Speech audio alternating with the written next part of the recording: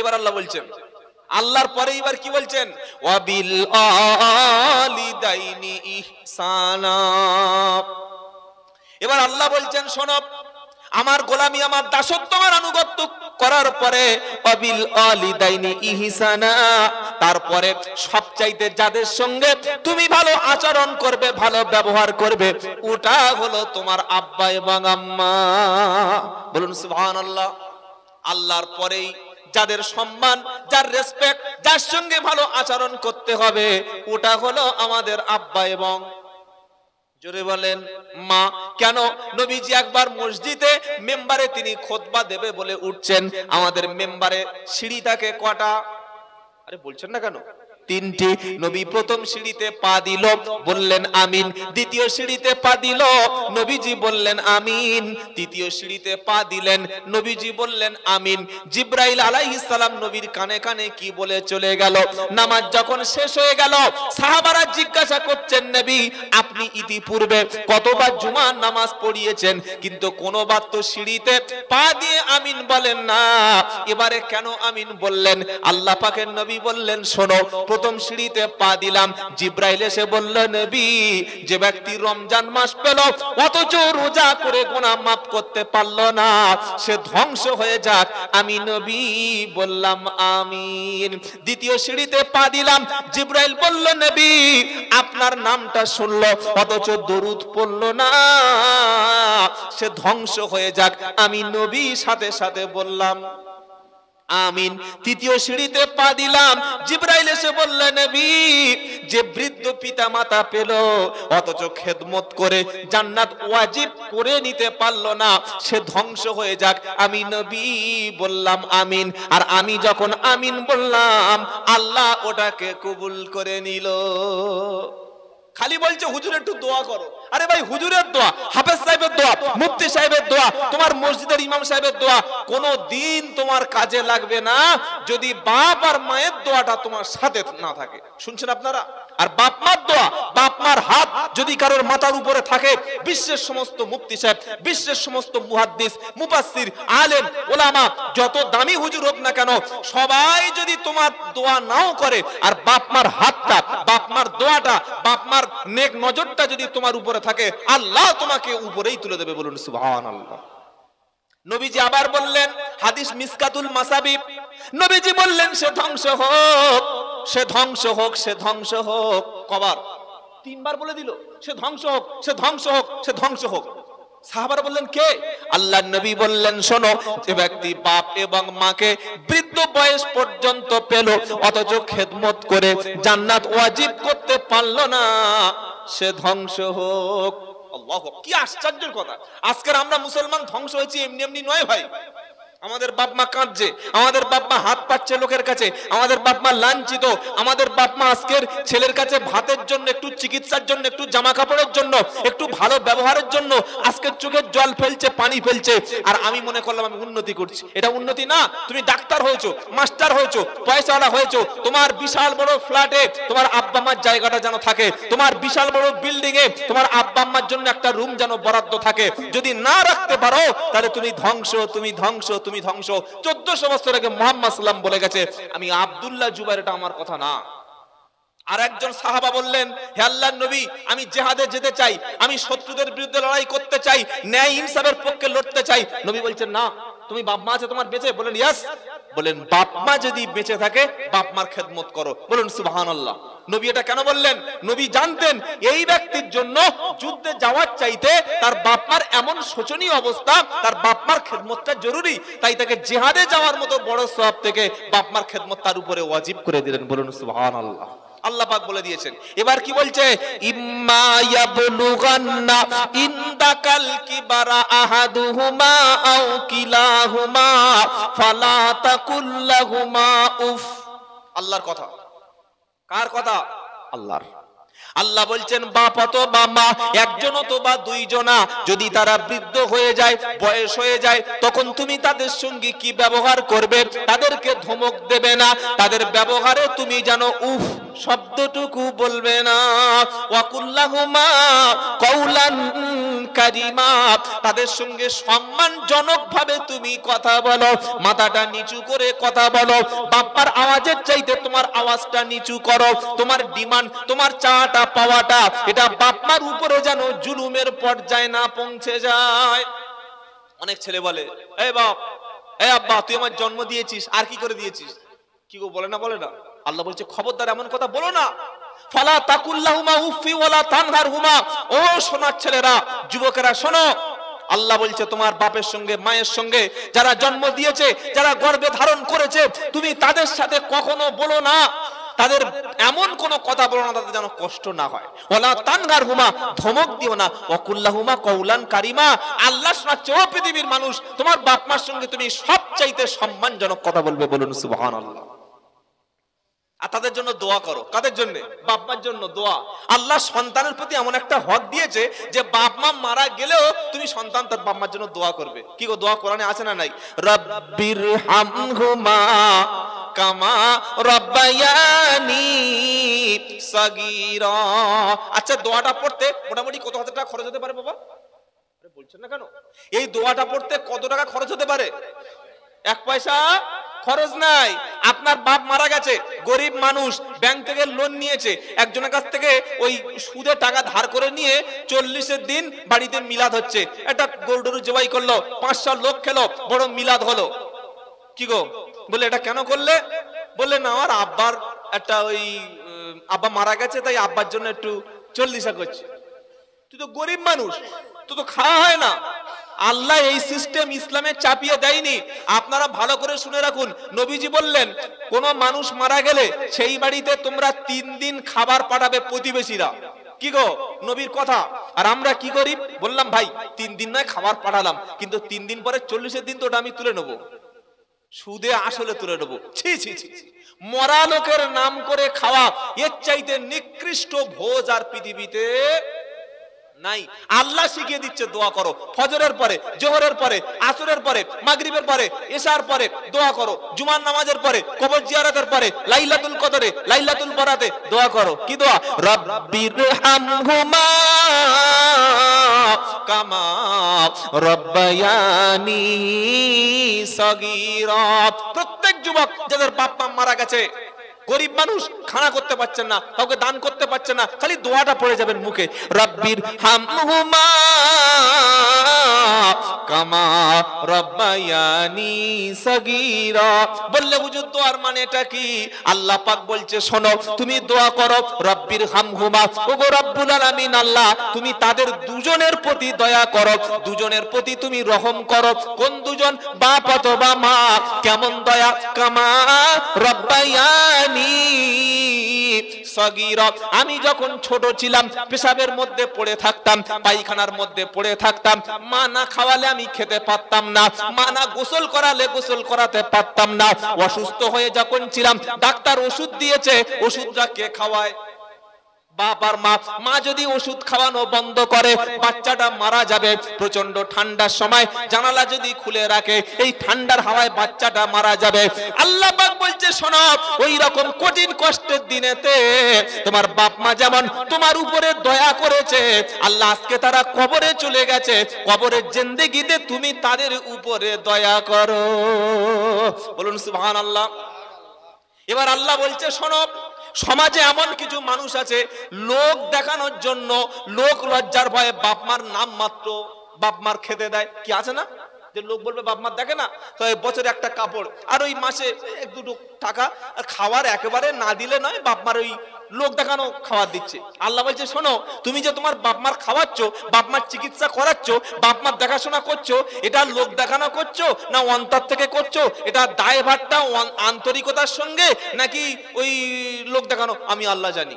কি গো, আপনি একজনের বাড়িতে গেলেন বা আমি আপনার বাড়িতে আসলাম, আসার সঙ্গে সঙ্গে আসসালামু আলাইকুম, ওয়ালাইকুম আসসালাম, হাতে মুসাফা করলেন, বসিয়ে দিলেন, বললাম একটু পানি হবে। ঠিক 30 মিনিট পরে এই গ্লাসে করে পানি এনেছে, তা গ্লাসটা দেখি ধোয়া নেই। ঠিক আছে, হতে পারে হয়তো বাচ্চারা নোংরা করেছে।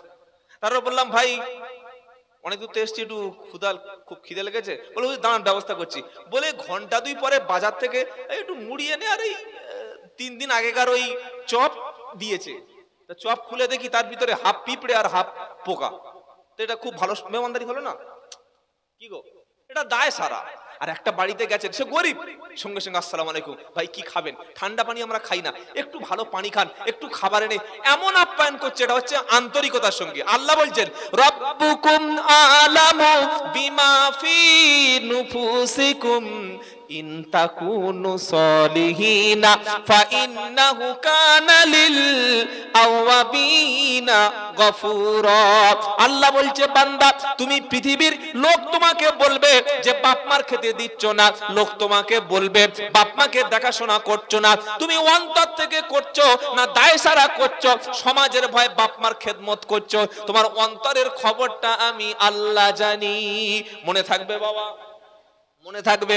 4টে ছেলে জন্ম দিয়েছে, 1 সপ্তাহ করে 4টে ছেলে বাপের ভাগ করে নিয়েছে। আমি প্রথম সপ্তাহ দেব, মেজো ছেলেটা দ্বিতীয় সপ্তাহ, এভাবে ভাগ করে নিয়েছে। যার যখন বাপমার খাওয়ানোর পালা আসে সে তখন অন্তরের সঙ্গে খাওয়ায়, আন্তরিকতার সঙ্গে খাওয়ায়, না লোক দেখানো খাওয়ায়। আল্লাহ বলছে অন্তরের খবরটা আমি জানি। মনে থাকবে বাবা, বাপের পিছনে মায়ের পিছনে খরচ করা খরচ না, এটা হলো সৌভাগ্যের বিষয়। জোরে বলুন, বাপ মার পিছনে খরচ না, ওটা সৌভাগ্য লাগে, ওটা তাকদীর লাগে, ওটা নসিব লাগে। পৃথিবীর সব মানুষ বাপ মার পিছনে খরচ করতে কি গো পারে না। তাই বাপ মার পিছনে খরচটা খরচ না, ওটা তাকদীর, ওটা সৌভাগ্য। বলুন সুবহানাল্লাহ। যারা যুবক এসেছেন, আপনি বিয়ে করার পরে আপনার স্ত্রী সে অনেক কথা বলবে যে তোমার বাপকে অত এ করো না, মাকে অত এ করো না, কিন্তু আপনি ভাববেন যে বাপ আর মা এদের পায়ের তলায় আমার জান্নাত। বলুন সুবহানাল্লাহ। বাপ আর মায়ের খেদমতের পায়ের তলায় জান্নাত, এটাই মনে করে খেদমত করবেন ইনশাআল্লাহ। বলুন, বাপ অনেক সময় ভুল সিদ্ধান্ত করবে, মা অনেক সময় এমন সিদ্ধান্ত করবে যেটা আপনার বিরুদ্ধে, আপনার স্বার্থের বিরুদ্ধে, আপনার বিবির বিরুদ্ধে। তারপরে আল্লাহ বলছে না, ওটা তোমার বাপ মা, মেনে নাও। এটা বলা হয়ে গেল বাপ মার সম্পর্কে। এইবার আল্লাহ কোরআনে সূরা ওই বনী ইসরাইলের 26, 25, 26 নম্বর আয়াতে বলছেন যে বাপ মার যখন তুমি দেখাশোনা করে নিয়েছো, বাপ মার পরে এইবার কাদের? ও আতিদাল কুরবা হাক্কাহু ওয়াল মিসকিনা ওয়া ইবনাস সাবিল ওয়ালা তুবাদদির তাবদীরা। বাপ মার পরে আল্লাহ বলছে ও আতিদাল কুরবা, তোমার নিকট আত্মীয় যারা, তোমার প্রতিবেশী যারা, তোমার বংশের সাথে সম্পর্ক যারা, তুমি তাদেরকে তাদের অধিকারটা দিয়ে দাও। জোরে বলুন, চাচার অধিকার, চাচির অধিকার, ফুপুর অধিকার, খালার অধিকার, নিজের ভাই বোনের অধিকার, তাদের যতটুকু কর্তব্য আছে তুমি দাও। আল্লাহর নবী বললেন যদি কোনো ব্যক্তি বেশি দিন বাঁচতে চায়, যদি কোনো ব্যক্তি নেক হায়াত কামনা করে, আর যদি রুজিতে বরকত চায়, সে যেন আত্মীয় স্বজনের সঙ্গে ভালো ব্যবহার করে। যে ব্যক্তি আত্মীয় স্বজনের সঙ্গে ভালো ব্যবহার করবে, আমি নবী বলে দিলাম আল্লাহ তাআলা তার জন্য 2টো সুসংবাদ রেখেছে। 1 নম্বর হলো এই ব্যক্তির কখনো রুজির অভাব হবে না, আর 2 নম্বর হলো আল্লাহ তাআলা তাকে কখনো অপমানিত করবে না। নবী বললেন যদি তোমরা চাও অনেক লং টাইম বাঁচতে চাই, আর ব্যবসা বাণিজ্য রুজিতে কাজে কর্মে যেখানে হাত দেবে রাতারাতি বড় লোক, খালি ধনী হতে চাও, কি ধনী হতে চাই না? চাই না? আরে বলছেন না কেন? নবী বলেছেন যদি ধনী হতে চাও আর বেশি দিন বাঁচতে চাও, এটা কে চায় না বলুন? আপনি মোটামুটি চায় না নাকি? আপনি চান? আচ্ছা এই মানুষটা কি চায় যে আমার কালকে মরণ হয়ে যাক? চায় না? আপনি কি চান? চান না? আমিও চাই না। আমি ভাবি 100 বছর বাঁচি, এটাও চাই। আর প্রত্যেকে চাই জানো আরো কিছু মাল আসুক। কি গো, ওই কারোর যদি দিনে 70,000 টাকা 80,000 টাকা ইনকাম হয়, ও কি দোয়া করবে আল্লাহ কাল থেকে যেন 1 টাকা বেশি না হয়? দোয়া করবে? করবে না। সেজন্য দেখবেন, এটা মনে করবেন না, যিনি সদস্য হয় পঞ্চায়েত সদস্য, ভাবেন যদি আমি প্রধান হতে পারি একটু ভালো হয়।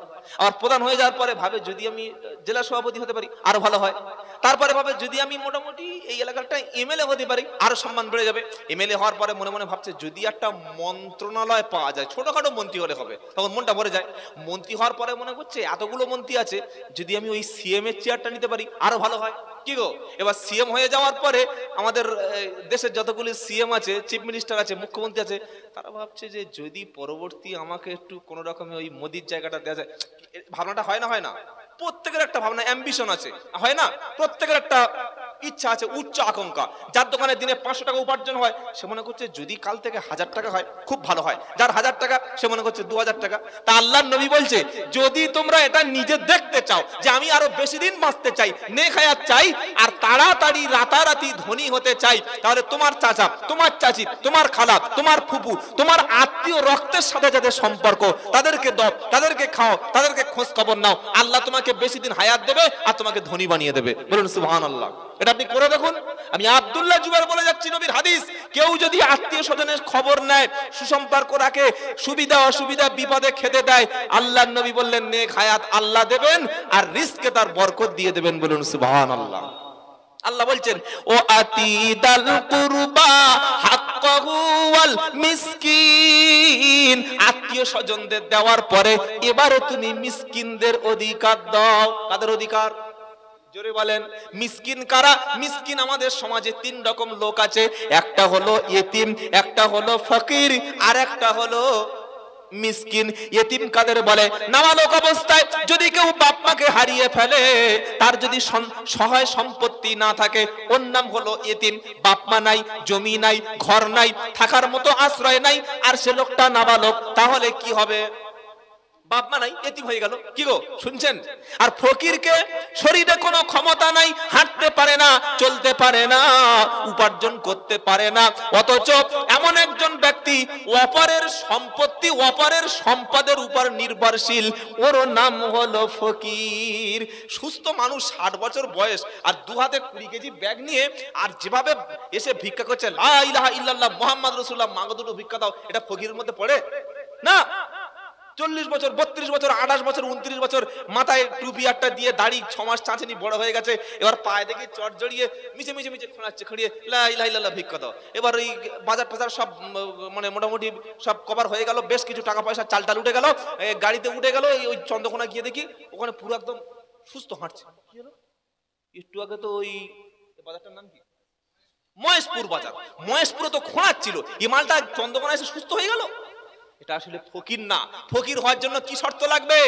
অসহায়, দুর্বল, শারীরিক কন্ডিশন একদম খারাপ, আর তার জীবন জীবিকা উপার্জনের জন্য অপরের উপর নির্ভরশীল, ওর নাম কি? ফকির। মিসকিন কাকে বলে?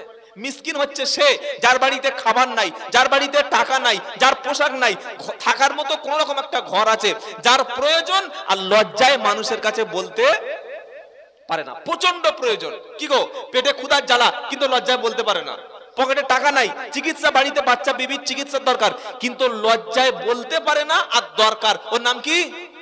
মিসকিন। আল্লাহ কোরআনে পারা নাম্বার 29, পৃষ্ঠা নাম্বার 17, লাইন নাম্বার 12, আয়াত নাম্বার 42, ওখানে মিসকিনদের কথা বলছে। কি বলছে? জান্নাতি ব্যক্তি যারা জান্নাতে যাবে, যাওয়ার পরে তারা জাহান্নামী ব্যক্তিদেরকে বলবে, হয় তুই জাহান্নামে এলি, তো দেখে মনে হতো না যে তুই জাহান্নামে যাবি, কেন এলি বল? এবার জাহান্নামী ব্যক্তি বলবে, কি বলবে? ফি জান্নাতিল ইয়াতাসাআলুনা আনিল মুজরিমিন মা সালাকাকুম ফি সাকার ক্বালু লাম নাকু মিনাল মুসাল্লিন ওয়া লাম নাকু নুতঈমুল মিসকিন। জাহান্নামী বলবে, ভাই প্রথম অপরাধ ছিল আমি নামাজ পড়তাম না, নামাজিদের সাথে সম্পর্ক ছিল না, আর দ্বিতীয় অপরাধ ছিল মিসকিনদেরকে খাদ্য খেতে। মিসকিন বুঝতে পেরেছেন কারা? প্রয়োজন দরকার অথচ লজ্জায় কারোর বলতে, মানে ভদ্র ফকির। কি গো, স্ট্যান্ডার্ড ফকির। আবার চলুন সূরা মাউন পড়ুন। আরাআইতাল্লাযী ইউকাদ্দিবু বিদ্দীন ফাযালিকাল্লাযী ইয়াদুউল ইয়াতীম ওয়া লা ইয়াহুদ্দু আলা তুআমিল মিসকিন। ফাওয়াইলুল লিল মুসাল্লিন। আল্লাহ বলছেন নবী আপনি ওই লোককে কি দেখেছেন যে কিয়ামতের দিন কেউ অস্বীকার করে, ইয়েতিমদেরকে গলা ধাক্কা মেরে বার করে দেয় আর মিসকিনদেরকে খাদ্য খেতে মনে থাকবে দেয় না। আবার আল্লাহ পাক সূরার নাম হাক্ক পারা নাম্বার 29 আল্লাহ বলছে যখন মানুষ জাহান্নামে যাবে তাদের হাত দুটো 70 গজ লম্বা শেকল দিয়ে বেঁধে দেওয়া হবে। খুদুহু ফাগুল্লুহু সুম্মাল জাহিমা সাল্লুহু সুম্মা ফি সিলসিলাতিন দারুহা সাবুনা দিরান ফাসলুকুহু। 70 গজ লম্বা শিকল দিয়ে জাহান্নামীদের যখন বেঁধে ফেলা হবে তাকে বলা হবে ছুঁড়ে ছুঁড়ে জাহান্নামে নিক্ষেপ করো। কারণটা কি? ইন্নাহু কানা লা ইউমিনু বিল্লাহিল আযীম ওয়া লা ইয়াহুদ্দু আলা তুআমিল মিসকিন। প্রথম কারণ হলো মহান আল্লাহ রাব্বুল আলামিনের উপরে ওই ব্যক্তি ঈমান আনেনি। আর 2 নম্বর কারণ হলো মিসকিনদেরকে খাদ্য খেতে দেয়নি। আল্লাহ কি বলছে? বাপ মার খেদমত করার পরে নিকট আত্মীয় যারা তাদেরকে খেতে দাও, আর আত্মীয় স্বজনদের দেওয়ার পরে এবার কাদের কথা বলছে আল্লাহ? মিসকিন। বলেন কাদের কথা? মিসকিন। ওয়া আতিদাল কুরবা হাক্কাহু ওয়াল মিসকিনা ওয়াল মাসাকিনা ওয়া ইবনাস সাবিল। আল্লাহ বলছে আত্মীয় স্বজনদের দিয়েছো, মিসকিনদের দিয়েছো, এবার মুসাফির যারা আল্লাহর রাস্তায় পথিক ওদেরকে দাও। বলুন সুবহানাল্লাহ। তোমার অর্থ থেকে এই 3 জনকে দেবে, এই 3 জনকে দেওয়ার পরে আল্লাহ বলছে তোমার যদি টাকা থাকে তুমি কি করবে? ওয়ালা তুবাদ্দির তাবদীরা, তুমি জানো তোমার সম্পদকে অপব্যয়, জোরে বলেন, করোনা অপব্যয় করোনা। অপব্যয় করলে কি হবে? তারপর আয়াতে বলছে ইন্নাল মুবাদ্দিরিনা কানু ইখওয়ানাশ শায়াতিন ওয়া কানাশ শাইতানু লিরাব্বিহি কাফুরা। নিশ্চয়ই যারা প্রয়োজন ছাড়া অতিরিক্ত খরচ করে ওরা হলো শয়তানের ভাই। একটা লোক 100 কোটি টাকা খরচ করার দরকার, প্রয়োজন আছে 100 কোটি টাকা খরচ করুন, গুনাহ হবে না। কিন্তু প্রয়োজন নাই, 1 টাকা খরচ করলে আপনার পাপ হবে। শুনছেন আপনারা? যেখানে প্রয়োজন 100 কোটি টাকা খরচ করুন, কোনো অসুবিধা নাই, কিন্তু প্রয়োজনের অতিরিক্ত 1 টাকা ফজল খরচ করবেন এটা ইসলাম অনুমতি দেয়নি। আল্লাহর নবী সাল্লাল্লাহু আলাইহি ওয়াসাল্লামের কাছে একজন সাহাবা গিয়ে বলছে হুজুর আমি এমন একটা এলাকায় থাকি যে এলাকায় প্রচুর খরচ বেশি হয়। যেমন শহর এলাকায় কি গো খরচ বেশি আছে না নাই? ওই কর্পোরেশনের বিভিন্ন যে ট্যাক্স গুলো দিতে হয়, ইলেকট্রিক বিল আছে, পানির বিল রয়েছে, বিভিন্ন রকম আরো সব খরচ আছে, তো অনেক বেশি খরচ হয়। আমার আল্লাহ ইনকামও দিয়েছে অনেক। এখন আমি আল্লাহর যে অধিকার, বান্দার যে অধিকার, যে হক গুলো, এটা কিভাবে করব? নবী বললেন শোনো, তুমি অর্থ সম্পদ উপার্জন করে প্রথম তুমি জাকাত বার করবে। শুনছেন আপনারা? জাকাত তোমার সম্পদের 2.5%, 100 টাকায় 2.5 টাকা, 1000 টাকার মধ্যে ওই 25 টাকা, 2.5 আর 10,000 টাকায় 250 টাকা, 1 লাখে 2,500, 1 কোটিতে 2.5 লাখ। এই 2.5% প্রথম তুমি জাকাত দেবে।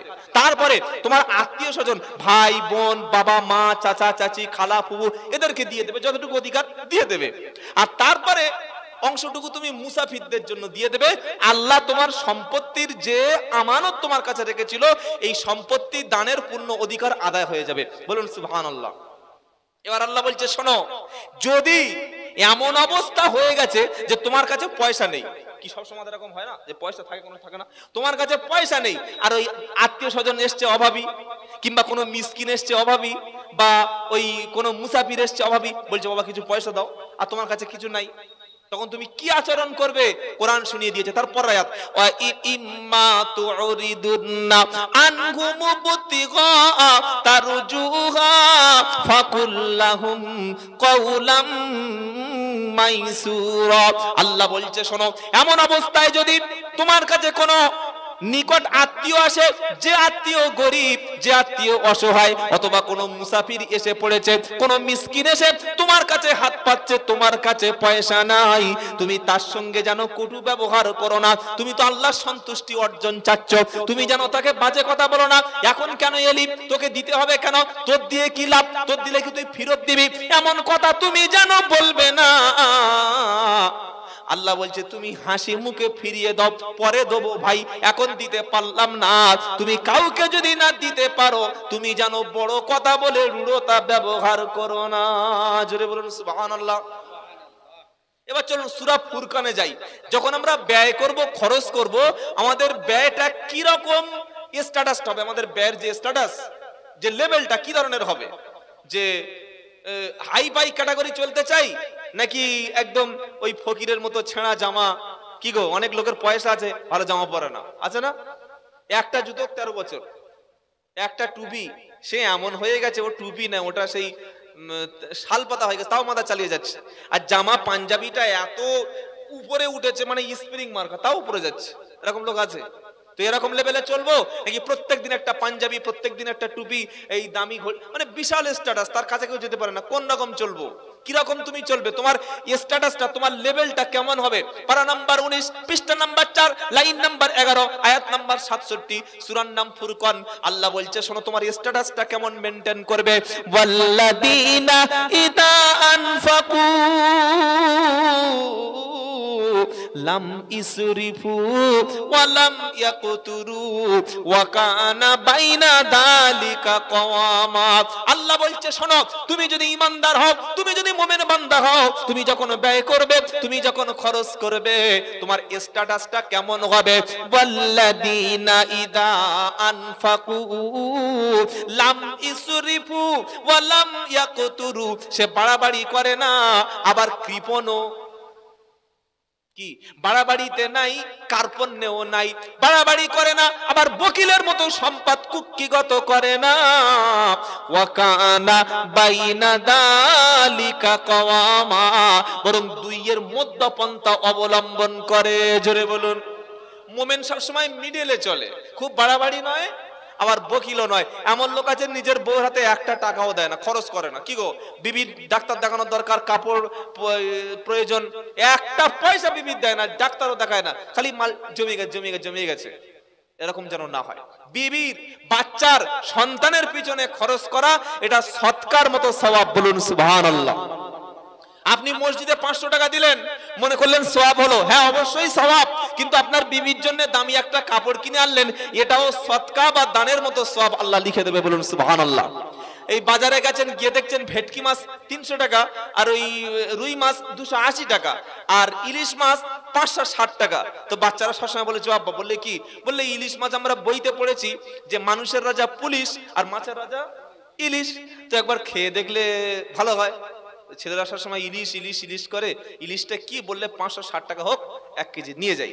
এই যে কিনে নিয়ে গেলেন, এই খাওয়াটা, এই টাকাটা আল্লাহ আপনাকে সৎকার মধ্যে, দানের মধ্যে কবুল করে নেবেন। বলুন সুবহানাল্লাহ। এটা হচ্ছে ইসলাম। আপনি আপনার সন্তানকে লেখাপড়া শেখাবেন, ও টাকাটা ফালতু গেল না, ওটা দানের মধ্যে, সদকার মধ্যে আল্লাহ কবুল করে নিল। খালি ইসলামে এই যে বিশাল হাই স্ট্যাটাসের ঘর বানানো, ঘর বানানে একটাও সওয়াব নাই। বাদ বাকি বিবির পিছনে খরচ, বাচ্চার পিছনে খরচ, লেখাপড়া শেখানো, তাদের জামা কাপড় কিনে দেওয়া, তাদের খেতে দেওয়া, তাদের ঘুরতে নিয়ে যাওয়া, প্রত্যেকটা অর্থ খরচের পিছনে আল্লাহ সদকা বা সওয়াব লিখে দেবে। বলুন সুবহানাল্লাহ। আমরা খালি মনে করি ওই মাদ্রাসা, মসজিদ, এতিমখানা এদেরকে দিলে সওয়াব না, এদেরকে অবশ্যই দিলে সওয়াব, কিন্তু নিজের আত্মীয় স্বজন, নিজের বিবি বাচ্চা, নিজের ভরণ পোষণ, এটাও যে সওয়াব বা এটা যে সদকা, এটা আমাদের অনেকের জানা নাই। সেজন্য আল্লাহ কি বলছে, মুমিন বান্দা আল্লাযিনা ইযা আনফাকু লাম ইসরিফু ওয়া লাম ইয়াকতুরু, মুমিন ব্যক্তি বাড়াবাড়ি করে না, আবার কৃপণতা করে না। ওয়া কানা বাইনা যালিকা কওয়ামা, সে মধ্যপন্থা অবলম্বন করে। এটা হচ্ছে মুমিনের কোয়ালিটি। বলুন সুবহানাল্লাহ।